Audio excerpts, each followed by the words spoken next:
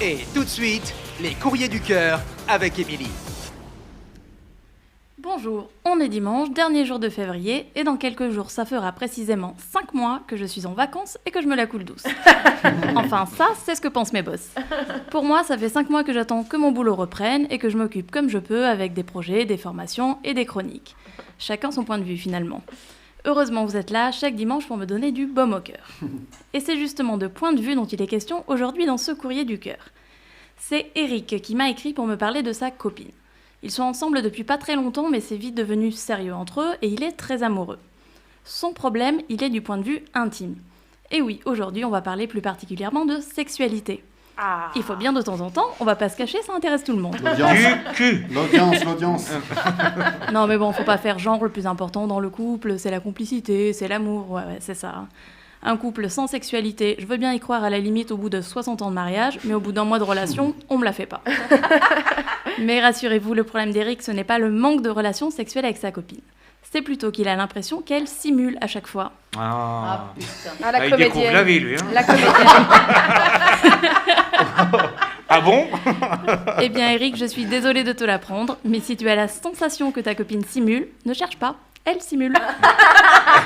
C'est juste qu'elle sait pas bien le faire.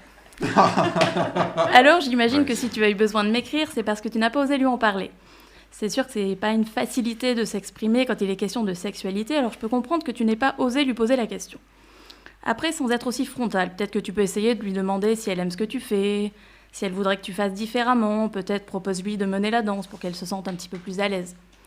Si elle simule, dis-toi déjà que c'est sûrement parce qu'elle ne veut pas te faire de peine. Étant donné que vous vous aimez, elle est sûrement aussi gênée que toi de ne pas pouvoir atteindre l'orgasme avec toi. Ça ne veut pas forcément dire que tu fais mal. Chaque femme est différente, et ce qui peut plaire à l'une ne va pas forcément plaire à l'autre. À toi de trouver ce qui va lui plaire à elle. Mais pour ça, le mieux c'est qu'elle t'aide, et donc il va falloir en parler. Mon meilleur conseil, c'est sois attentif à elle, à ses réactions.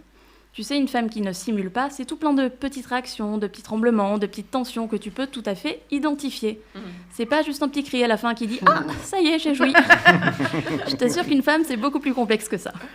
Même si de ton point de vue, à toi, tu as l'impression de faire correctement les choses, le fait qu'elle simule prouve que ce n'est pas le cas. Enfin, c'est pas que tu fais pas bien, c'est que ça ne lui correspond pas. À toi de trouver les bons gestes et la bonne manière. Les mecs qui ne font pas la différence entre une femme qui simule et une qui jouit vraiment, c'est parce qu'ils ne sont pas à l'écoute de leur partenaire.